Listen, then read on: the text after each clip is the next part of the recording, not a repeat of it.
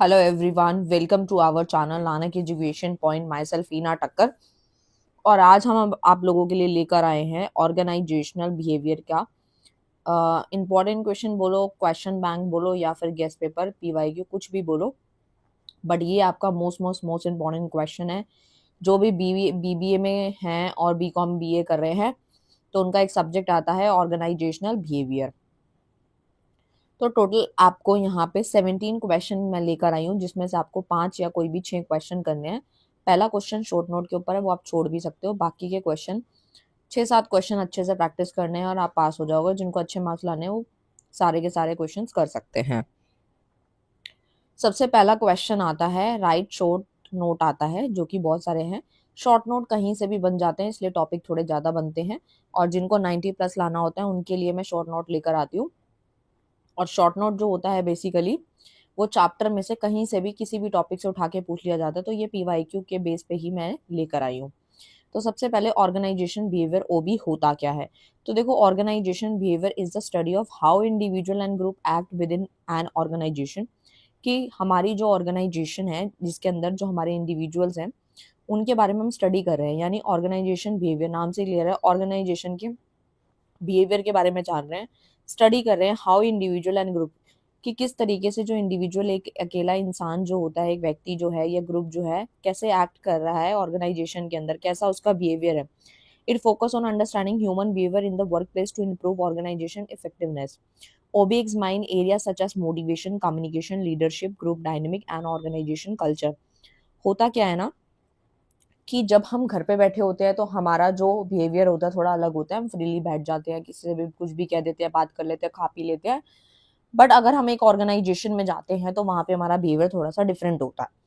तो वही यहाँ पे बताया जा रहा है कि यहाँ पे अंडरस्टैंड किया जाता है, ह्यूमन के बिहेवियर को समझा जाता है वर्क प्लेस पे, कि ऑर्गेनाइजेशन जो है वो किस तरीके से उसमें काम कर रहा है। ओबी एक्समाइन करता है, यानी कि ऑर्गेनाइजेशन बिहेवियर जो होता है वो मोटिवेशन प्रोवाइड करता है, कम्युनिकेशन, लीडरशिप सब कुछ प्रोवाइड करता है। क्योंकि यहाँ पे by analysing these expect manager can predict and influence employ behaviour to achieve organisation goal. और जो मैनेजर्स होते हैं वो प्रिडिक्ट करते हैं, इन्फ्लुएंस करते हैं एम्प्लॉय को, जो काम कर रहे हैं ऑर्गेनाइजेशन में, उनके बिहेवियर को देखते हैं, जांचते हैं। उसके बाद उसके ऑर्गेनाइजेशन के गोल को उसको बताते हैं कि ये हमारे ऑर्गेनाइजेशन के गोल है और आपको इस प्रकार से काम करना है। वो भी हेल्प करता है क्रिएटिव पॉजिटिव वर्क एनवायरनमेंट। वातावरण जो होता है बहुत एक पॉजिटिव वर्क एनवायरनमेंट पैदा करता है, जहाँ पे एम्प्लॉय फील करता है वैल्यू एंड मोटिवेटेड फील करता है। Also assist in managing conflicts. जो कन्फ्लिक्ट्स हो जाते हैं इंडिविजुअल्स के बीच में उसको भी ये ठीक करता है, टीम वर्क भी इम्प्रूव होती है और प्रोडक्टिविटी भी इनहांस होती है। क्योंकि यहाँ पे हम डिसिप्लिन में रहना सीख जाते हैं, अपने टाइम की वेस्टेज को कम करते हैं, अच्छे से बात करते हैं। काफ़ी सारी चीज़ें जो होती हैं ओबी से हमें मिलती है। एक बेटर डिसीजन में भी ये इफेक्टिव होता है। नेक्स्ट आता है कॉन्ट्रीब्यूटिंग डिसिप्लिन ऑफ ओबी। यानी कि जो डिसिप्लिन होते हैं उसमें कॉन्ट्रीब्यूशन जो है ओबी का वो क्या रहता है। तो ऑर्गेनाइजेशन बिहेवियर आपको अभी मैंने बताया एक तरीके से इंटरडिस्पेंसरी इन नेचर होता है। नॉलेज को ड्रॉ करता है सर्वल फील्ड्स के अंदर, जैसे कि साइकोलॉजी, सोशोलॉजी, ठीक है, एंथ्रोपोलॉजी, पॉलिटिकल साइंस, इन सब में जो है मेजर कंट्रीब्यूशन रहता है इन सब का। साइकोलॉजी फोकस करता है इंडिविजुअल के बिहेवियर को, लर्न करता है, चीजें सिखाता है, मोटिवेट करता है एंड पर्सनालिटी के बारे में बात करता है। सोशोलॉजी स्टडी करता है group behaviour, organization structure and social system. ठीक है, तो यहाँ पे कंट्रीब्यूशन बताया कि कौन कौन क्या क्या कंट्रीब्यूशन दे रहा है ओबी के अंदर। पॉलिटिकल साइंस क्या मदद करती है, पावर को अंडरस्टैंड करती है, कन्फ्लिक्ट से बचाती है और ऑर्गेनाइजेशन जो पॉलिटिक्स है वो हमें समझाती है। For example psychology help in employ motivation. जो साइकोलॉजी है वो मदद करती है एम्प्लॉय को मोटिवेट करती है, ठीक है। While sociology assist in team management. जो सोशोलॉजी है वो असिस्ट करती है टीम मैनेजमेंट। जो कॉम्बिनेशन है इन सब डिसिप्लिन का जो इनहांस करता है ऑर्गेनाइजेशन की एफिशिएंसी को बढ़ाता है। क्योंकि अगर हमारी ऑर्गेनाइजेशन की एफिशिएंसी बढ़ जाती है तो कम्युनिकेशन बढ़ता है, बेटर वर्क प्लेस बन जाती है वो, और काम अच्छे से होगा तो आपको पता है फिर उसके बाद गोल भी अचीव होंगे, गोल अचीव होंगे तो सेल्स तो प्रॉफिट। तो इस प्रकार से रहता है।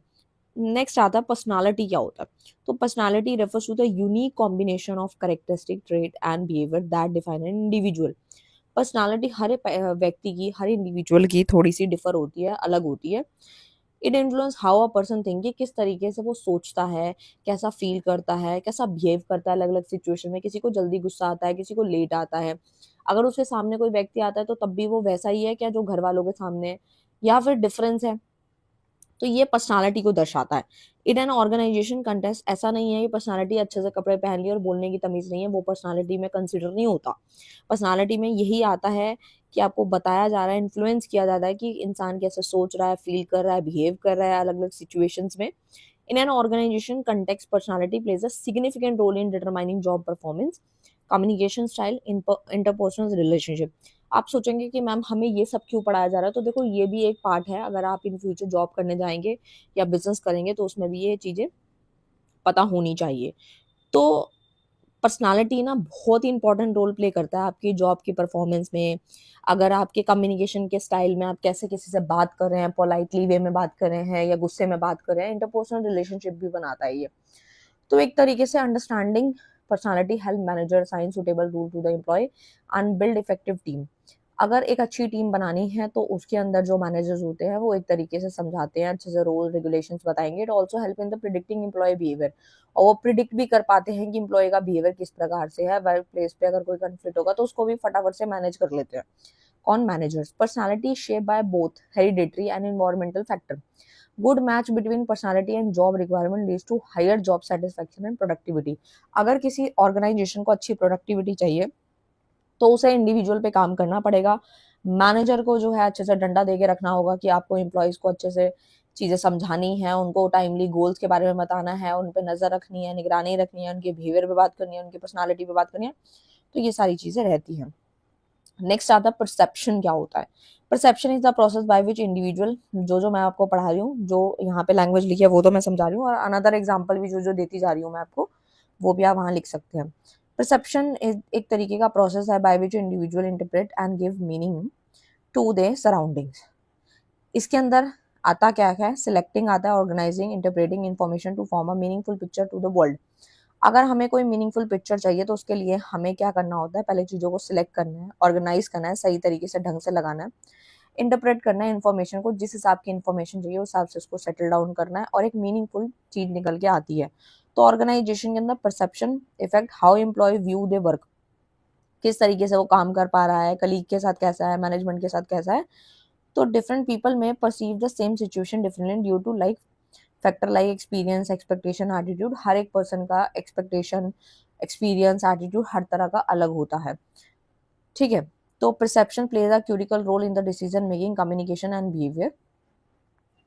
Miss perception can lead to misunderstanding, conflict, poor performance. देखो मिस, जो एक तरीके से मिस परसेप्शंस होती हैं वो हमारे को मिसअंडरस्टैंडिंग क्रिएट कराती है, कन्फ्लिक्ट, लड़ाई झगड़े हो जाते हैं, पुअर परफॉर्मेंस होती है। तो manager need to understand perpetual process to avoid biasness such as stereotyping.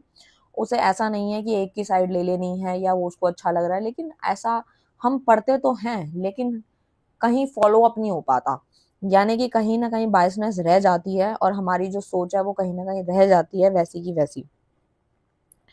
Effective communication and feedback can improve perception accuracy by managing perception, organization, enhance teamwork, reduce conflicts and overall performance को भी improve करता है। तो देखो भाई, simple सी भाषा में मैं समझाऊं तो जो मैनेजर है या फिर जो टीएल होते हैं वो अपने नीचे इंडिविजुअल्स या एम्प्लॉयज को देखते हैं, तो उन्हें कहीं ना कहीं जो है एक की साइड या किसी जो अगर उसका जानकार है, रिश्तेदार है या फिर उसके साथ उसकी अच्छी बनती है तो उससे काम कम कराता है, बाकियों पे बोझ ज्यादा डालता है। तो ये सारे पॉइंट्स इसमें नहीं होने चाहिए, ये समझाया गया है। बट कहीं ना कहीं हम पढ़ते तो बहुत कुछ है लेकिन होता है ऐसा। ठीक है। लीडरशिप क्या होता है? Leadership is the ability to influence and guide individual और group towards achieving organization goal. हम घूम फिर के क्या पढ़ रहे हैं? ऑर्गेनाइजेशन के गोल, ऑर्गेनाइजेशन के गोल, और एक्चुअल में हम इसीलिए पढ़ रहे हैं क्योंकि देखो अगर बिहेवियर अच्छा है, हम अच्छे से कम्युनिकेट कर पा रहे हैं, मोटिवेटेड भी है एम्प्लॉई, मैनेजर भी अच्छे से काम कर रहा है, अच्छे से समझा रहा है, हमें मोटिवेट कर रहा है, गाइड कर रहा है, तो ऑर्गेनाइजेशन के गोल क्यों नहीं अचीव होंगे? तो लीडरशिप वही है, it involve setting a vision, motivating employ, ensuring effective communication. एक इफेक्टिव कम्युनिकेशन का होना, एम्प्लॉय को मोटिवेट करना, और एक सामने एक विजन जो सिलेक्ट होता है ना, वो हमारे सारे टारगेट अचीव करा देता है। और लीडरशिप क्या है? एक गुड लीडर क्या होता है? जो इंस्पायर करता है, जो हमारे अंदर कॉन्फिडेंस जगाता है कि भाई आप अगर एम्प्लॉय अगर इस बार अच्छे से नहीं कर रहा तो उसके अंदर कॉन्फिडेंस जगाओ कि अगली बार वो ऑटोमेटिक सही करे, उसके अंदर ट्रस्ट बिल्ड करो, टीम वर्क इससे इनकरेज होगी। तो ये सारे पॉइंट्स आप बना बना के, वही सारे हैं पैराग्राफ है, आप बना के लिख सकते हैं। क्वालिटीज क्या है गुड लीडर की? Good leader possess several quality that help in guiding and motivating other. एक तरीके से ऐसी क्वालिटी होनी चाहिए गुड लीडर के अंदर जो कि गाइड भी करे और मोटिवेट भी करे दूसरों को। खुद तो मोटिवेट होगा तभी तो दूसरों को करेगा ना। अ गुड की क्वालिटी इंक्लूड्स आता है communication, integrity, confident decision making ability. A leader should be honest and ethical to gain the trust of employee. देखो भाई, सिंपल सी कहने की बात है कि जब गुड लीडर जो होगा उसके अंदर खुद कॉन्फिडेंस हो, सारी चीजें बढ़िया हो, तो वो इम्प्लॉय के अंदर भी क्या करता है, एक डिसीजन मेक की एबिलिटी जगा देता है और एक तरीके से ट्रस्ट उसका बन जाता है। ठीक है, इस तरीके से आप लिख सकते हैं। A good leader is adaptable and open to change which is essential in dynamic business environment. They should also be a visionary, setting clear goals and inspiring other to achieve them. Problem solving skills उसके अंदर होनी चाहिए। ऐसा नहीं है कि pressure आया और वो फिर परेशान होकर खुद बैठ गया और आगे जो है वो गुस्सा करता जा रहा है और काम नहीं कर पा रहा है। तो ये सारे पॉइंट्स नहीं होने चाहिए। नेक्स्ट आता है ग्रुप डायनेमिक्स। क्या होता है group dynamic? Refers to the study how individual interact and behave within a group. कि भाई इंडिविजुअल कैसे इंटरैक्ट कर रहे हैं, एक दूसरे से बातचीत कर रहे हैं, बिहेव कैसे कर रहे हैं ग्रुप के अंदर, वो ग्रुप डायनेमिक है, नाम से ही क्लियर है। It focus on group formation, structure, role, communication, decision making process. एक तरीके से ग्रुप डायनेमिक इसलिए बनाया गया है ताकि ग्रुप की जो फॉर्मेशन है उस पर फोकस किया जा सके, किस तरीके से स्ट्रक्चर बनाया गया, क्या क्या कम्युनिकेशन हो रही है आपस में इंडिविजुअल्स के बीच में और कौन कौन से डिसीजन लिए जा रहे हैं। Manager needs to understand group behavior to create effective team and achieve organization goal by promoting। देखो भाई, घूम फिर के मैनेजर पे बात आ रही है क्योंकि जो मैनेजर है उसको जरूरत है चीजों को समझने की, उसको ग्रुप के बिहेवियर को समझना चाहिए और एक इफेक्टिव टीम जो है वो क्रिएट करनी चाहिए और ऑर्गेनाइजेशन के गोल अचीव कराने में मदद करवानी चाहिए। ठीक है, और मैनेजर जो है नीड टू अंडरस्टैंड, उसको अंडरस्टैंड करना चाहिए कि ग्रुप का बिहेवियर जो है किस तरीके से सही तरीके से क्रिएट करना है और ट्रस्ट, कम्युनिकेशन, म्यूचुअल रिस्पेक्ट को बरकरार रखना है। नेक्स्ट आता है स्ट्रेस मैनेजमेंट। ये तो नाम से ही क्लियर है, स्ट्रेस मैनेजमेंट। आजकल हर छोटी बात पे बच्चे को भी पूछो, स्कूल के होमवर्क की वजह से भी उसको स्ट्रेस हो जाता है। तो सोचो कंपनी में जो पूरा दिन काम करते हैं, 8 से 10-12 घंटे काम करते हैं, उनको कितना स्ट्रेस होता होगा। Stress management refers to the technique and strategy use to control and reduce stress level. मैंने तो आजकल ऐसा देखा है कि लाइक स्ट्रेस की वजह से लोग सिगरेट्स पी रहे हैं। ठीक है, कि उससे थोड़ा जो भी उनका स्ट्रेस है वो रिलीज हो जाएगा। तो ऐसा उन्हें लगता है। Stress management refers to the technique, but वो सिगरेट हमारे लिए बहुत हार्मफुल है, हमें पीनी तो नहीं चाहिए, बट हमारे माइंड में ये सेट है कि भाई हम पी के थोड़ी शांति मिल जाती है, तो लोग जो कॉर्पोरेट वाले होते हैं वो उसे लेते हैं स्ट्रेस को मैनेज करने के लिए। तो स्ट्रेस मैनेजमेंट मेरे को अभी याद आया एकदम से, एग्जांपल तो मैंने आपको दिया। Stress management refers to the technique and strategy use to control and reduce stress level in organisation. Stress can arise due to workload. वही घूम फिर के बात आ गई, मैं जो एग्जांपल दे रही हूँ वही सारे टॉपिक में आएंगे, आपको देखने को मिलेंगे। अब इसके अंदर क्या है कि वर्कलोड ज्यादा होने की वजह से कोई डेडलाइन आ गई, कोई जॉब की इनसिक्योरिटी आ गई कि जॉब जा सकती है, ये ऐसा कुछ इंटरपर्सनल कन्फ्लिक्ट्स हो गए किसी के साथ कंपनी में, कलीग वगैरह के साथ, तो वो स्ट्रेस हो जाता है उस केस में। It not manage properly, stress can negatively affect employ की हेल्थ पे भी ये असर डालता है, प्रोडक्टिविटी पे, जॉब सेटिस्फेक्शन पे भी। तो एक तरीके से अगर हम इसको सही टाइम पे मैनेज नहीं करते तो ये बढ़ जाता है। ठीक है, effective stress management involve identify stressor and adopting coping strategies such as time management, relaxation technique and regular exercise. अगर हम योगा करते रहेंगे, रेगुलर एक्सरसाइज करेंगे, ओवर थिंक कम करेंगे, तो इससे हमारा स्ट्रेस ऑटोमेटिक मैनेज हो जाता है। Communication and support from management also play a critical role in reducing stress. जैसे कम्युनिकेशन करना किसी से अच्छे से, अगर किसी के साथ भेदभाव हो गया है या फिर किसी के साथ कन्फ्लिक्ट होंगे तो उससे अच्छे से कम्युनिकेशन कर लो, बैठ के बातचीत कर लो, तो हमारे जो रिड्यूस हो जाता है स्ट्रेस उससे। और individual can manage stress by maintaining a work life balance. जो वर्क लाइफ का जो बैलेंस है उसको मेंटेन करने से ही स्ट्रेस मैनेज हो जाता है, पॉजिटिव थिंकिंग आने शुरू हो जाती है। नेक्स्ट आता है ऑर्गेनाइजेशन कल्चर। क्या होता है? तो देखो भाई, organization culture refers to the share value, believe, norm, practice that shape the behaviour of employ within an organization. तो देखो भाई, ऑर्गेनाइजेशन कल्चर क्या है कि जो आसपास का वातावरण है, वातावरण में आता है नॉर्म, प्रैक्टिसेस, वैल्यूज, एम्प्लॉय का बिहेवियर, ये जो होता है ऑर्गेनाइजेशन के अंदर उसे हम ऑर्गेनाइजेशन कल्चर बोलते हैं। इसके अंदर क्या होता है, लीडरशिप स्टाइल हो गया, कम्युनिकेशन का पैटर्न कैसा, हम कैसे बात कर रहे हैं, फॉर्मल या इनफॉर्मल बात कर रहे हैं, ऑर्गेनाइजेशन की वैल्यूज क्या हैं, इस तरीके से। कल्चर जो होता है वो फॉर्मल और इनफॉर्मल भी हो सकता है। पॉजिटिव ऑर्गेनाइजेशन कल्चर इनहांस करता है एम्प्लॉय की सेटिस्फेक्शन देता है, उसको प्रोडक्टिविटी देता है, रीअटेंशन देता है। और ना एक तरीके से it also help in attracting talent and building strong brand image. एक तरीके से स्ट्रॉन्ग ब्रांड की इमेज भी इससे क्रिएट होती है। और मैनेजर का इसमें बहुत बड़ा रोल होता है ऑर्गेनाइजेशन के कल्चर को शेप देने का और उसको मेंटेन करने का। ठीक है, नेक्स्ट आता है लर्निंग ऑर्गेनाइजेशन। ये भी उसी प्रकार से है कि लर्निंग ऑर्गेनाइजेशन एक तरीके का कंटिन्यूअस अडेप्शन है जो कि हमारी लर्निंग के हर लेवल को इनकरेज करता है, उसे इम्प्रूव करता है। हमें कुछ ना कुछ सीखने को हर लेवल पे ऑर्गेनाइजेशन में मिलता ही है। अगर आप स्कूल में किसी भी क्लास में जाते हो तो आपको आप जाते हो तो बहुत कुछ सीखने को मिलता है, ऐसे ऑर्गेनाइजेशन के हर लेवल पे कुछ ना कुछ सीखने को मिलता है। It focus on knowledge sharing. इससे क्या होता है, लर्निंग ऑर्गेनाइजेशन में क्या होता है, नॉलेज शेयर होती है, इनोवेशन होता है, कंटिन्यूस डेवलपमेंट देखने को हमें मिलता है। They also invest in training and development program to enhance employ capability. कि जो एम्प्लॉय की जो पहले से काम करने की कैपेबिलिटी अगर उसको बढ़ाना है तो उसको नई नई ट्रेनिंग दो, उस पर इन्वेस्ट करो और उसको कुछ नए नए प्रोग्राम सिखाओ ताकि वो और नई नई चीजें सीखे। फॉर एग्जाम्पल आजकल एआई का बहुत चल रहा है, एआई टूल्स के बारे में कुछ नई क्लासेस दे दी। ठीक है, अगर सैटरडे ऑफ होता है तो उस एआई के बारे में कुछ बताया, कुछ वीडियोस दिखाई, कुछ ऐसे प्रैक्टिकल चीजें कराई, तो उससे भी चीजें सीखने को मिलती हैं।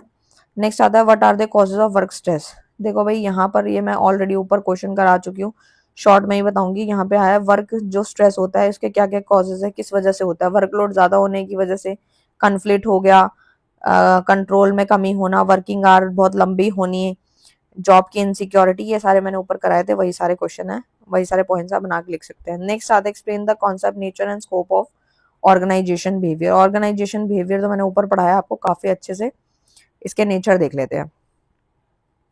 तो सबसे पहले आता है इंटरडिस्पेंसनरी अप्रोच, जिसमें क्या होता है, combine knowledge from psychology, sociology and anthropology, ये भी मैंने पढ़ाया आपको। साइंटिफिक अप्रोच में आता है बेस्ड ऑन रिसर्च पे बेस्ड होता है, ऑब्जर्वेशन एंड एनालिसिस पे बेस्ड होता है, उसको हम साइंटिफिक अप्रोच कहते हैं। ह्यूमनिस्टिक अप्रोच में क्या होता है, हम ह्यूमन की नीड पे फोकस करते हैं कि इंसान की जरूरत क्या है, वैल्यू, डिग्निटी, इस पे काम करते हैं। गोल ओरिएंटेड मतलब इंडिविजुअल और ऑर्गेनाइजेशन के गोल दोनों डिफरेंट होते हैं, दोनों को अचीव कराने में मदद कराता है कौन, ओबी। ठीक है, ऑर्गेनाइजेशन बिहेवियर के कुछ स्कोप है। सबसे पहला इंडिविजुअल लेवल पे, जैसे personality, perception, learning, motivation, attitude, ये सब मैंने ऊपर पढ़ाया। ग्रुप लेवल में आता है ग्रुप का behaviour, team work, communication, leadership, ये सब ग्रुप लेवल पे आता है। ऑर्गेनाइजेशनल लेवल में आता है organization structure, organization culture, change management, ये सब मैं ऊपर पढ़ा चुकी हूँ। जिनको डिटेल में नहीं पढ़ना वो ये पढ़ सकते हैं। जो क्वेश्चन रिपीटेड है वो स्किप करूंगी और शॉर्ट में पढ़ाऊंगी। Discuss the contributing discipline to organisation behaviour.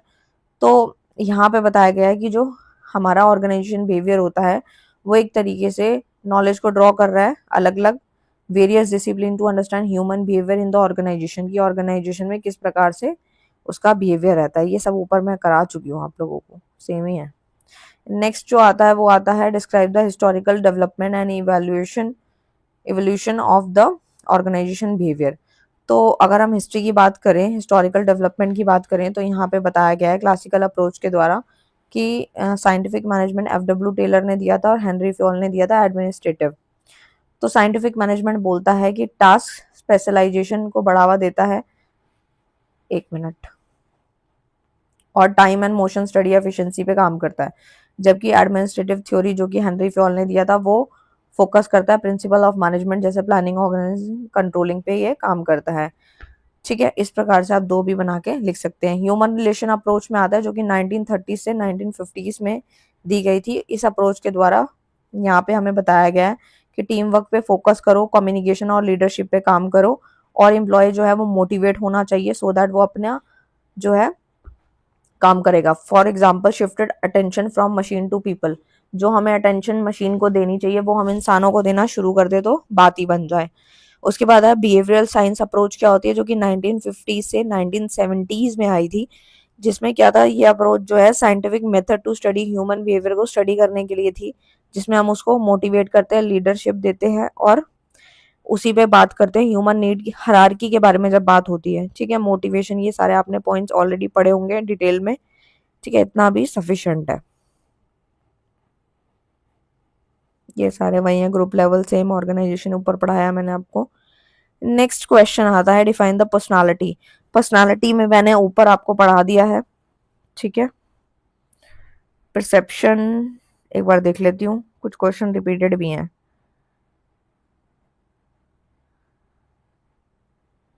ये सारे वही हैं जो मैं पढ़ा चुकी हूँ आपको, ठीक है।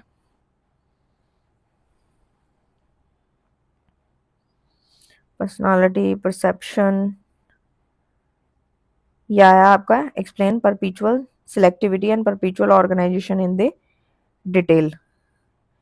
तो यहाँ पर जो है ये हमें क्या पढ़ाया जा रहा है, परपेचुअल सिलेक्टिविटी। तो perpetual selectivity refers to the process by which individual choose certain stimuli for the attention while ignoring other. यानी कि इसमें बोला गया है, एक तरीके से समझाया गया है कि since a person is exposed to large amount of information at any given time, it not possible perceive everything. The mind selectively focus on specific stimuli based on the relevance and importance. जैसे कि इसके अंदर क्या हो रहा है, बताया जा रहा है कि परपेचुअल सिलेक्टिविटी क्या है। एक तरीके से ऐसा प्रोसेस जिसमें इंडिविजुअल जो है चूज करता है सर्टन स्टिमुली फॉर अटेंशन के लिए, इसको सिलेक्ट किया जाता है और बाकियों को इग्नोर किया जाता है। जैसे कि एक्सटर्नल फैक्टर कौन कौन से, स्टिमुलस फैक्टर कौन से हैं, तो जैसे कि साइज है, large object attract more attention, ये तो आपको पता ही होगा। एंड डिफरेंस फ्रॉम बैकग्राउंड हो गया, moving object are notice easily, जो मूव कर रहे होते हैं वो जल्दी नोटिस होते हैं। इंटरनल फैक्टर में आता है जैसे नीड क्या है, मोटिव क्या है, इंटरेस्ट, एक्सपेक्टेशन, एक्सपीरियंस, ये सब आता है इसमें, ठीक है। तो ये आप बना के लिख सकते हैं। परपेचुअल ऑर्गेनाइजेशन में क्या आता है, परपेचुअल ऑर्गेनाइजेशन एक तरीके का ऐसा प्रोसेस है जिसमें अरेंज किया जाता है और ग्रुपिंग किया जाता है selected information in meaningful pattern. उसको इस तरीके से सिलेक्ट किया जाता है ताकि वो एक मीनिंगफुल पैटर्न बना सके, जैसे फिगर एंड ग्राउंड।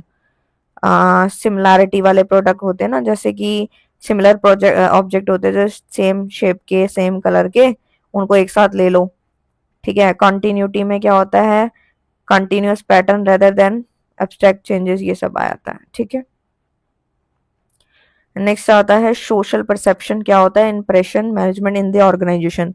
तो सोशल परसेप्शन होता क्या है, social perception refers to the process by which individual from impression and make judgement about other people. दूसरों के बारे में एक जजमेंट क्रिएट करते हैं, जैसे कलीग के बारे में, मैनेजर्स के बारे में, सबऑर्डिनेट के बारे में। तो इसमें आता है सीरोटाइपिंग, हेलो इफेक्ट, प्रोजेक्शन और सिलेक्टिव परसेप्शन। सीरोटाइपिंग में आता है हम जज करते हैं based on the group characteristic, group के फीचर के अकॉर्डिंग जब हम उसे जज करते हैं तो स्टीरियोटाइपिंग है। इसका ऊपर भी एग्जांपल मैंने दिया था मैनेजर का। हेलो इफेक्ट में आता है forming an overall impression based on one trade, एक तरीके से ओवरऑल इंप्रेशन को फॉर्म करता है। प्रोजेक्शन में आता है attributing one own trait to others, ठीक है। सिलेक्टिव में आता है selecting what one wants to see, ठीक है, क्या किस तरीके से आ, देखा जा रहा है उसको।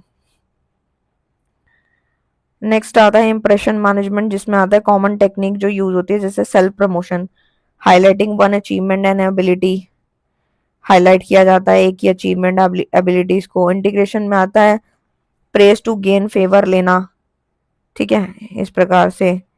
वीकनेस शो करना, वो तो सब्लिकेशन, इस प्रकार से आप बना के लिख सकते हैं। नेक्स्ट आता है एटीट्यूड। क्या होता है, तो attitude refers to the person positive negative feeling believes and tendencies की, कि उसकी जो फीलिंग है वो पॉजिटिव है या नेगेटिव है, ठीक है, टूवर्ड्स पीपल, लोगों के प्रति, अलग अलग सिचुएशन में कैसी है। एक होती है कॉग्निटिव, इफेक्टिव, बिहेवियरल। कॉग्निटिव में आता है बिलीव्स और थॉट्स आते हैं, इफेक्टिव में आता है फीलिंग और इमोशन, और बिहेवियरल में आता है एक्शन और रिस्पॉन्स कैसे कर रहा है कोई पर्सन, इंडिविजुअल, दूसरे के प्रति। Definition of values क्या है, values are deeply held beliefs and principle that guides an individual behavior and decision make. तो they represent what a person consider important life, वो एक तरीके से रिप्रेजेंट करता है कि वो पर्सन उसकी लाइफ में कितना इंपॉर्टेंट है, जैसे ऑनेस्टी, इंटीग्रिटी, रिस्पेक्ट, रिस्पॉन्सिबिलिटी। हर इंसान दूसरे इंसान की इज्जत कुछ अलग लेवल पे करता है, किसी की ज्यादा किसी की कम। ऑर्गेनाइजेशन बिहेवियर के कुछ इंपॉर्टेंस हैं, इसमें क्या होता है, बिहेवियर को ये इन्फ्लुएंस करता है, जॉब भी सेटिस्फाई होती है, डिसीजन मेकिंग होती है, एम्प्लॉय भी मोटिवेट होता है। ये सारे वही पॉइंट्स हैं जो ऊपर मैंने डिटेल में आपको करवाए थे।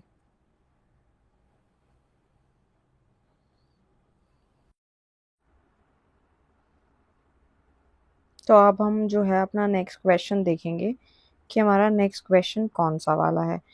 ठीक है, तो यहाँ पर जो आता है हमारे जो क्वेश्चन, एक मिनट।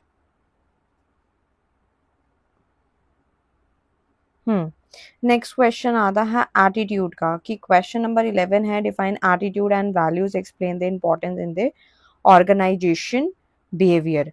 यानी कि जो हमारा एटीट्यूड है, ठीक है, ऊपर शॉर्ट नोट में काफी सारे टॉपिक यही थे, सिमिलर थे काफी सारे, तो वो शॉर्ट नोट में थे, लेकिन ये फीचर मेरिट डिमेरिट्स के साथ है। तो एटीट्यूड जो है, आई थिंक मैंने आपको एटीट्यूड वाला क्वेश्चन करवा दिया है। ठीक है, तो 12th क्वेश्चन से स्टार्ट करते हैं। तो explain learning theories and reinforcement in organization behaviour, कि लर्निंग क्या होती है। ठीक है, तो learning in organization behaviour refers to the relatively permanent change in behaviour that occur a result of experience, practice और ट्रेनिंग। यानी लर्निंग क्या है, कि आप कुछ सीख रहे हैं और आप कुछ सीखने की वजह से आपके अंदर एक परमानेंट चेंज आ जाता है। परमानेंट चेंज इन बिहेवियर, एक परमानेंट चेंज आता है बिहेवियर में, जो कि अच्छा रिजल्ट देता है। रिजल्ट ऑफ एक्सपीरियंस हो गया, आपको अच्छा एक्सपीरियंस हो जाता है, अच्छी प्रैक्टिस आप कर पाते हैं, अच्छी ट्रेनिंग से आप कुछ सीख पाते हैं। It help employees acquire new skills, knowledge and attitude, improving the performance and adaptability. कि हम कुछ अगर सीखते हैं तो जो चीज हमें नहीं आती है तो वो हम सीख जाते हैं, फिर हमारा बिहेवियर, एक्सपीरियंस, प्रैक्टिस, ट्रेनिंग में बहुत सारे चेंजेस देखने को मिलते हैं। नेक्स्ट आता है लर्निंग थ्योरीज में आता है, जैसे कि क्लासिकल कंडीशनिंग थ्योरी क्या कहती है, तो ये बोलती है हमें, this theory explain learning through association between stimuli, it was developed by even Pavlov. यानी कि फॉर एग्जाम्पल, मैं एक एग्जाम्पल से इसको समझाती हूँ। इस लर्निंग थ्योरी को नाम से ही समझ में आ रहा है कि लर्निंग थ्योरी है, इससे हम कुछ सीख रहे हैं। एम्प्लॉय में feel motivated when certain rewards are associated with specific task. अगर उसको कुछ टास्क दिया जाता है तो उसके अंदर एक डेडिकेशन आता है काम को करने का। एम्प्लॉय भी मोटिवेट फील करता है अगर उसको कुछ रिवॉर्ड अगर मिल जाते हैं, तो वो एक तरीके से टास्क में भी उसको कॉन्फिडेंस रहता है और कहीं ना कहीं वो चीजों से सीख पा रहा है। ठीक है, नेक्स्ट आता है ऑपरेंट कंडीशनिंग थ्योरी, जो कि डेवलप बाय पीएफ स्किनर के द्वारा दी गई थी, डेवलप करी गई थी। And this theory state that behaviour is influenced by it's consequence. ठीक है, लेट सपोज यहाँ पे एक एग्जांपल दिया गया है कि behaviour followed by negative outcome is avoided. Example है हमारा, employ work harder when rewarded for good performance. की जो हमारे एम्प्लॉयज होते हैं वो मेहनत ज्यादा करते हैं when rewarded for good performance. यानी कि हमने यहाँ पर ये देखा है कि जो हमारा बिहेवियर इस प्रति भी चेंज हो जाता है। यानी कि यानी कि जो लर्निंग थ्योरी है, यानी जो क्लासिकल कंडीशनिंग थ्योरी है, वो हमें यही बताता है। ये तो मैंने आपको बता दिया, बट जो सेकंड जो आता है ऑपरेंट कंडीशनिंग थ्योरी, वो हमें क्या बताता है कि behaviour followed by negative outcome is avoided. यानी कि जो हमारा बिहेवियर को अगर हम फॉलो करते हैं और नेगेटिव आउटकम आता है, उसको हमें अवॉइड करना चाहिए। ठीक है, लेकिन अगर हमारी परफॉर्मेंस अच्छी है, हमें रिवॉर्ड मिल रहा है, तो हम उसके लिए मेहनत भी करते हैं। सोशल लर्निंग थ्योरी क्या बताती है, employ learn skill by observing experience, colleagues और मैनेजर।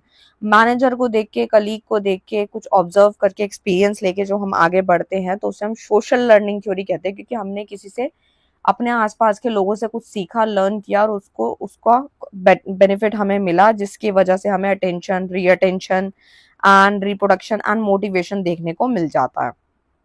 रीइंफोर्समेंट इन ऑर्गेनाइजेशन बिहेवियर में आते हैं, एक पॉजिटिव होता है, एक नेगेटिव, एक punishment.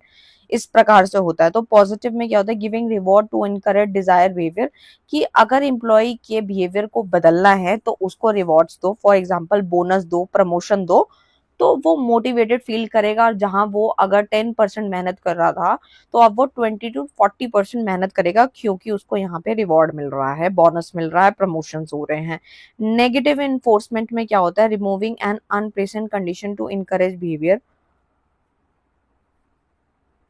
For example removing strict supervision when performance improve. यानी कि जो स्टिक, बिल्कुल स्टिक तरीके से जो सुपरविजन किया जाता है, निगरानी रखी जाती है, उसको हटा दो। व्हेन परफॉर्मेंस इंप्रूव, जब परफॉर्मेंस इंप्रूव होने लगे, तो जो हमारा सुपरविजन जो होता है वो नेगेटिव इम्पैक्ट डालता है, जो कि इसके बिहेवियर को दिक्कत दे सकता है। पनिशमेंट में आता है वार्निंग और सैलरी डिडक्शन। कि अगर कोई पर्सन बार बार वही गलती कर रहा है तो उसको क्या करो, उस एम्प्लॉय की सैलरी काटने की उसको धमकी दो या फिर उसको वार्निंग दो। तो यानी applying penalties to discourage unwanted behaviour, यानी कि उसका बिहेवियर अब सही नहीं है, उसको ठीक करने का तरीका ही यही है कि उसकी सैलरी काटी जाए अगर वो टाइम से नहीं आ रहा है या फिर वो छुट्टियां ज्यादा मार रहा है। तो इस प्रकार से जो है आप इसको बना करके लिख सकते हैं। नेक्स्ट क्वेश्चन आता है, define leadership and explain major leadership theories. तो देखो भाई, लीडरशिप क्या है, मैंने ऊपर भी आपको लीडरशिप का मीनिंग भी बताया था काफी अच्छे से। तो leadership is the ability to influence, guide and motivate individual और group to achieve organisation goal. तो देखो भाई, अभी ये टॉपिक हम समझेंगे, लेकिन आप ये समझो कि ये जो हम सब्जेक्ट पढ़ रहे हैं ऑर्गेनाइजेशन बिहेवियर, यानी कि ऑर्गेनाइजेशन में हम बार बार उन दीवारों की तो बात नहीं करेंगे, या फिर एक ऑर्गेनाइजेशन के अंदर जो एम्प्लॉय है जो काम करके हमें दे रहा है, तो हम उसी को ही कहीं ना कहीं उसकी ट्रेनिंग को इम्प्रूव कराएंगे या फिर उसकी और चीजों को इनहांस कराएंगे। ठीक है, तो इसीलिए बार बार हमें जो है बताया जा रहा है ऑर्गेनाइजेशन के अंदर कि एम्प्लॉय को कैसे मोटिवेट करना है, कैसे गाइड करना है, कैसे बोनस देना है। तो अब जो लीडरशिप की जो डेफिनेशन है वो यही है कि एक तरीके की एबिलिटी है जिसमें हम इन्फ्लुएंस करते हैं, गाइड करते हैं, मोटिवेट करते हैं। किसको करते हैं? इंडिविजुअल्स को और ग्रुप को, ताकि वो हमारे ऑर्गेनाइजेशन के गोल को अचीव कर पाए। अगर हमने ऑर्गेनाइजेशन के अंदर ये गोल सेट करा है कि हमारा प्रॉफिट जो है पहले के अकॉर्डिंग 50% ज्यादा आना चाहिए, तो वो कैसे आएगा? बोलने से नहीं आएगा। हमें एम्प्लॉय को उस काबिल बनाना पड़ेगा, उस हिसाब से गाइड करना पड़ेगा, इन्फ्लुएंस करना पड़ेगा, मोटिवेट करना पड़ेगा, उसको बोनस देना पड़ेगा, सो दैट ही वो हमारे को ऑर्गेनाइजेशन के गोल अचीव करवाने में मदद करेगा। A leader direct the effort of employees, build vision and ensure coordination. और ये काम अकेले नहीं होता, जो ऑर्गेनाइजेशन में अलग अलग इंडिविजुअल अलग अलग डिपार्टमेंट में काम कर रहे हैं उनका कोऑर्डिनेशन भी होना मस्ट है। Leadership is not just about authority but about inspiring trust, confidence and commitment along followers. यानी जो लीडरशिप होती है वो एक तरीके से it's it's not just about authority नहीं है कि आपने किसी को अथॉरिटी दे दी कि मेरी जगह पे ये काम कर लेना या ऐसा कर लेना, कि मैं छुट्टी पे हूं तो ऐसे कर लेना। बट अबाउट इंस्पायरिंग ट्रस्ट, इसके अंदर ट्रस्ट की भी जरूरत होती है, कॉन्फिडेंस चाहिए होता है, कमिटमेंट चाहिए होती है। इस प्रकार से काम होता है। मेजर लीडरशिप की जो थ्योरीज होती हैं वो किस प्रकार से हैं वो यहाँ पे समझाई हैं। इन बॉर्न क्वालिटी और ट्रेड दैट मेक इफेक्टिव, जैसे ट्रेड में क्या आता है, इंक्लूड में इंटेलिजेंस आता है, confidence, integrity and communication skills आते हैं। Focuses on leaders are born not made, यानी लिमिटेशन इसकी बुराई क्या है? तो सबसे पहले यहाँ पर आता है ignore the impact of situation and environment, यानी कि ये जो हमारे वातावरण के अंदर जो कुछ चीजें हैं उसको इग्नोर करता है, और जो सिचुएशन होती हैं एंड उसको भी ये इग्नोर मार देता है। तो ये है ट्रेड थ्योरी में बताया गया था। और बिहेवियरल थ्योरी बोलता है, this theory focus on what leader do rather than what they are. ठीक है, कि भाई वो क्या कर रहा है बजाय के व्हाट दे आर, क्या वो है। ठीक है, तो यानी कि यहाँ पे कंट्रीब्यूशन की बात करूँ तो यहाँ पे लीडरशिप जो होती है सजेस्ट करा जाता है, लीडरशिप कैन बी लर्नड। हमें लीडरशिप सीखनी पड़ती है, उसको हम क्या बोलते हैं? बिहेवियरल थ्योरी बोलते हैं। नेक्स्ट होता है कंटीजेंसी सिचुएशनल थ्योरी। इसमें क्या होता है? Leader must adapt the style based on circumstances, factor include task structure, leader member relation and environment. यानी कि जो इफेक्टिवनेस होती है लीडरशिप की वो डिपेंड करती है उस सिचुएशन पे कि वो सिचुएशन कैसी है। तभी इसको हमने कंटीजेंसी को सिचुएशनल थ्योरी भी बोला। और जो हम लीडर्स होते हैं, leader must adapt the style based on circumstances, और जो लीडर्स होते हैं उनको जो स्टाइल बेस्ड सर्कमस्टांसेस होते हैं उनको अडेप्ट करना पड़ता है, सो दैट ही वर्क हो पाता है उस पर। पाथ गोल थ्योरी क्या होता है? इसमें क्या होता है? This theory focus on how leader motivate, कि किस तरीके से लीडर जो है वो मोटिवेट करेगा एम्प्लॉय को ताकि उसके ऑर्गेनाइजेशन के गोल अचीव हो पाए।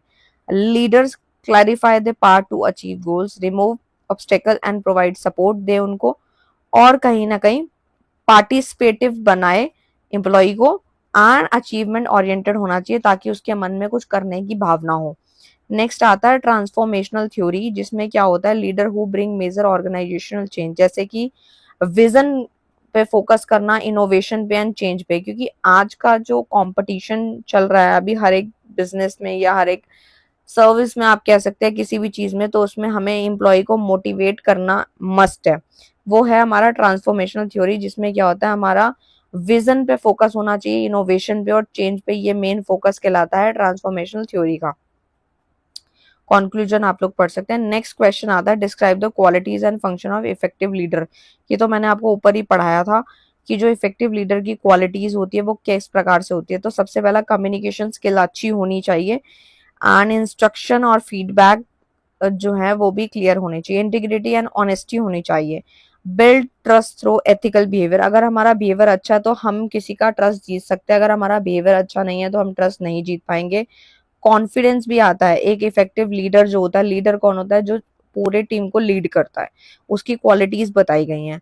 तो कॉन्फिडेंस होना लीडर के अंदर भी मस्ट है, क्योंकि अगर वो खुद लीडर के अंदर कॉन्फिडेंस होगा तो आगे एम्प्लॉय को भी मोटिवेट कर लेगा। उसके विजन अगर क्लियर है, विजन थिंकिंग उसकी सही है, तो वो आगे भी, उसका विजन क्लियर है, फ्यूचर गोल उसे पता होंगे, वो आगे भी अच्छे से मोटिवेट करेगा। डिसीजन मेकिंग की एबिलिटी भी उसके अंदर होगी एंड इमोशनल इंटेलिजेंस भी देखने को मिलेगा। बाकी पॉइंट्स आप बना सकते हैं। इफेक्टिव लीडर के फंक्शंस क्या है? सबसे पहले गोल को सेट करे, प्लान करे, organizing, directing, motivating, communicating and decision making. ये सारे पॉइंट्स आप बीएसटी वाले हैं, वही जो मैंने ऑलरेडी समझाए हैं, आप बना के लिख सकते हैं। नेक्स्ट आता है explain group dynamics, group formation, function of group of an organization. देखो ग्रुप डायनेमिक मैंने ऊपर अच्छे से समझा दिया था, वही है सेम। ग्रुप फॉर्मेशन क्या होता है? तो देखो वही ग्रुप फॉर्मेशन जो होता है एक तरीके का प्रोसेस है through which a group is created, जिसमें ग्रुप को क्रिएट करा जाता है, डेवलप किया जाता है over the time. And the most common model is the Tuckman model. ये काफी इंपॉर्टेंट मॉडल है जिसके अंदर कुछ स्टेजेस आती है, जैसे forming, storming, norming and performing, adjourning. तो सबसे पहले फॉर्मिंग में क्या आता है? मेंबर कम टुगेदर, मेंबर्स आते हैं एक साथ and get acquainted and understand group objective. और एक तरीके से इकट्ठे आते हैं मेंबर एक साथ आके, ग्रुप के जो उद्देश्य होते हैं उसको समझते हैं, उसको हम फॉर्मिंग कहते हैं, क्योंकि फॉर्म हो रहा है यहाँ पर। स्टॉर्मिंग में क्या होता है? कन्फ्लिक्ट्स एंड डिफरेंसेस अराइज होते हैं एज इंडिविजुअल एक्सप्रेस ओपिनियन, क्योंकि अलग अलग इंसान की अलग अलग ओपिनियंस होते हैं और अपने अपने ओपिनियन की वजह से उनके बीच में कुछ कन्फ्लिक्ट्स या डिफरेंस देखने को मिलता है। अब आप सोचो घर में भी अगर 5 मेंबर्स हैं तो सबकी राय जो है, सोच जो है वो अलग अलग होती है, जिसकी वजह से कई बार कन्फ्लिक्ट हो जाते हैं। तो यहाँ पे ऑर्गेनाइजेशन में भी हो जाते हैं। नॉर्मिंग में आता है member develop mutual understanding role and group norm, यानी यहाँ पे मेंबर क्या कर रहे हैं? म्यूचुअल अंडरस्टैंडिंग को डेवलप करने की कोशिश कर रहे हैं, वो नॉर्मिंग है। परफॉर्मिंग में तो नाम से क्लियर है, group work efficiently toward achieving goal, और यहाँ सब लोग ग्रुप मिलके एफिशिएंटली तरीके से काम कर रहा है सो दैट गोल्स जो है ऑर्गेनाइजेशन के वो पूरे हो सके, वो परफॉर्मिंग है। आर्ट जॉइनिंग में क्या होता है? Group disband after achieving it's objective, जैसे ही ग्रुप जो होते हैं वो डिसबैंड हो जाते हैं क्योंकि यहाँ पे उनके उद्देश्य जब पूरे हो जाते हैं। नेक्स्ट आता है function of group in an organization. तो सबसे पहला जो आता है वो आता है टास्क अचीवमेंट। जो पॉइंट्स ऊपर मैंने छोड़े हैं दैट मीन्स वो मैंने ऊपर अच्छे से करवाए होंगे, ठीक है। तो टास्क अचीवमेंट में आता है help in completing organisation objective efficiently, यानी कि जो ऑर्गेनाइजेशन के उद्देश्य हैं वो एफिशिएंटली तरीके से कंप्लीट हो सकें, वही हमारा ऑर्गेनाइजेशन का फंक्शन कहलाता है। और कोऑर्डिनेशन भी होना मस्ट है, प्रॉब्लम सॉल्विंग, मोटिवेशन, वही सारे पॉइंट्स हैं। सोशल सेटिस्फैक्शन का होना, communication and control of behaviour. तो देखो भाई सिंपल सी भाषा में अगर आप इसको समझो तो यही है कि ऑर्गेनाइजेशन जो है वो किस तरीके से फंक्शन कर रहा है। कोऑर्डिनेशन भी होना चाहिए, मेंबर के बीच में स्मूथ इंटरेक्शन होना चाहिए, ये नहीं एक दूसरे से कोई झगड़ा कर रहे हैं या ढंग से बात नहीं कर रहे हैं या बता नहीं रहे हैं किस डिपार्टमेंट में क्या चल रहा है। प्रॉब्लम सॉल्विंग है, यानी कि शेयरिंग ऑफ आइडियाज भी इनकरेज हो और बेटर डिसीजन हो। मोटिवेशन में आता है provide support and encouragement to members, यानी मोटिवेशन भी मस्ट है कि मेंबर के बीच में मोटिवेशन होना मस्ट है। कम्युनिकेशन तो है ही है, इस तरीके से आप इसको बना के लिख सकते हैं। नेक्स्ट आता है, ये भी मैंने ऊपर पढ़ाया था बट इसको देख लेते हैं। What is stress management, explain causes effect and coping strategy of stress. Stress होता क्या है? तो स्ट्रेस एक तरीके का stress management refers to the technique and strategy use to control, reduce and cope with stress. कि हाँ अगर हमें किसी चीज से स्ट्रेस हो जाता है, ऊपर हमने पढ़ा था कि स्ट्रेस किस किस चीजों से होता है, अब यहाँ पर स्ट्रेस को कैसे हम मैनेज करोगे। तो मैनेज करने के लिए टेक्निक है, स्ट्रैटेजी है जो आपको स्ट्रेस को कंट्रोल करता है, कम करवाता है, ठीक है। तो in organisation stress arises when job demand, जब जॉब की demand exceed an individual ability to handle them. जैसे कि मान लो जॉब जा रही है या फिर हमें जॉब जा सकती है या फिर सैलरी नहीं आ रही है, ऐसे बहुत सारी चीजें जिसकी वजह से स्ट्रेस हो जाता है। तो उसको कम करने के लिए हमें फिजिकली फिट रहना होता है, ठीक है। और बॉडी पे ध्यान देना होता है, वर्कआउट करना होता है, इससे हमारा स्ट्रेस लेवल कम हो जाता है, जैसे मेडिटेशन करना। अब स्ट्रेस के यहाँ कॉजेज बताएं, जैसे कि excessive workload and tight deadline, ठीक है, long working hour, poor working condition, job की सिक्योरिटी की कमी होना, ये सारे उसके कॉजेज है। पर्सनल कॉजेज में आता है जैसे फाइनेंशियल प्रॉब्लम होना, फैमिली का इशू होना, हेल्थ प्रॉब्लम होना एंड वर्क लाइफ इनबैलेंस होना, इसकी वजह से भी स्ट्रेस होता है। इन्वायरमेंटल कॉजेज में आता है इकोनॉमिक इंस्टेबिलिटी हो गई, टेक्नोलॉजी में कोई बदलाव आ गया कि पहले चेंज नहीं था अब एकदम से चेंज आ गया, सोशल कोई सोसाइटी का, समाज का कोई प्रेशर आ गया जिसकी वजह से स्ट्रेस अराइज हो गया। अब इसका इफेक्ट क्या होता है, इंडिविजुअल इफेक्ट क्या होता है, सबसे पहले एंग्जाइटी होने लगती है, डिप्रेशन में इंसान चला जाता है, ओवर थिंक करता है, फिर स्ट्रेस ज्यादा ले लेता है, फ्रस्ट्रेशन होने लगती है, पुअर हेल्थ, सर में दर्द रहता है, फटीगनेस होती है, ब्लड प्रेशर भी हमारा हाई हो जाता है, तो और कंसंट्रेशन कम हो जाता है, परफॉर्मेंस भी कम हो जाती है पहले के अकॉर्डिंगली, और ये स्ट्रेस के इफेक्ट्स हैं। ठीक है, नेक्स्ट आता है ऑर्गेनाइजेशन इफेक्ट। क्या है कि अगर ऐसी कोई समस्या आ रही है किसी इंडिविजुअल में तो उससे ऑर्गेनाइजेशन में क्या असर आ रहा है, तो प्रोडक्टिविटी उतनी नहीं होगी जितनी होनी चाहिए, ठीक है, हाई एब्सेंटीज देखने को मिलेंगे, छुट्टियां ज्यादा होंगी, पुअर जॉब सेटिस्फेक्शन होगा और कन्फ्लिक्ट्स भी ज्यादा होंगे, लड़ाई झगड़े ज्यादा होंगे। कॉपिंग स्ट्रेटजी ऑफ स्ट्रेस में आता है, इंडिविजुअल स्ट्रेटजी की बात करूँ तो हमें क्या करना चाहिए, टाइम को सही मैनेज करना चाहिए, रेगुलर एक्सरसाइज करनी चाहिए, हेल्दी लाइफस्टाइल होना चाहिए, मेडिटेशन, रिलैक्सेशन, ये सारे मैंने बताया, अच्छा पॉजिटिव सोचना है, ओवर थिंक नहीं करना, और वर्क लाइफ बैलेंस को मेंटेन करना है। अच्छा, ऑर्गेनाइजेशन स्ट्रेटजी क्या बताई गई है, तो वो बताई गई है provide a healthy work environment, हमारा जो वातावरण है वो बिल्कुल हेल्दी वर्क को प्रोवाइड करे, वर्कलोड रिड्यूस हो जाए पहले के कंपैरेटिवली, ज्यादा स्ट्रेस नहीं लेना, काम ज्यादा करना है, स्ट्रेस कम लेना है। सेटिंग रियलिस्टिक गोल्स हो गया, एम्प्लॉय की काउंसलिंग करनी है ताकि वो मोटिवेट रहे, सपोर्ट प्रोग्राम्स उसके लिए जो है वो कंडक्ट कराने चाहिए, ओपन कम्युनिकेशन इनकरेज होना चाहिए, इस प्रकार से आप इसको बना के लिख सकते हो एंड कंक्लूजन भी लिख सकते हैं। नेक्स्ट जो क्वेश्चन है जो कि विच इज द लास्ट, ठीक है, 17 क्वेश्चन है ऑर्गेनाइजेशन का कल्चर के बारे में, culture diversity and learning organisation क्या होता है। तो देखो भाई, सबसे पहले ऑर्गेनाइजेशन कल्चर, जहां कल्चर वर्ड आ जाता है वहां that means value, beliefs, norm, practice that guide how individual have within the behave within an organisation, की किस प्रकार से एम्प्लॉय जो है वो अपनी ऑर्गेनाइजेशन में बिहेव कर रहा है, ठीक है। वैल्यूज में आता है when the organisation consider important, beliefs में आता है common understanding how think work, किस तरीके से चीजें जो है वो कॉमन अंडरस्टैंडिंग, मतलब आपको चीजें समझनी है कि किस तरीके से वर्क होगा। नॉर्म्स में आता है स्टैंडर्ड ऑफ बिहेवियर को आपने एक्सेप्ट किया। सिंबल एंड रिचुअल्स में लोगो, ड्रेस कोड, सेरेमनीज, क्योंकि हर किसी का ड्रेस कोड वगैरह थोड़ा अलग होता है, जैसे आपको पता ही है मुस्लिम लोग ज्यादातर ब्लैक कलर का पहले बुरखा पहनते थे, और जो बनिया लोग हैं वो साड़ी वगैरह लेडीज कैरी करती थी, तो ये उनके रिचुअल सिंबल के अकॉर्डिंग चीजें चल रही हैं। टाइप ऑफ ऑर्गेनाइजेशन कल्चर में आता है क्लैन कल्चर, जैसे कि family like team work oriented हो गया, ठीक है। मार्केट कल्चर में आता है रिजल्ट एंड कंपटीशन पे हम फोकस करते हैं क्योंकि नाम से ही क्लियर है। हायरार्की कल्चर में स्ट्रक्चर्ड होती हैं चीजें, किसको किसने ऑर्डर देना है, किसने किससे कम्युनिकेट करना है, वो सारी चीजें हायरार्की कल्चर में रूल बेस्ड होती हैं।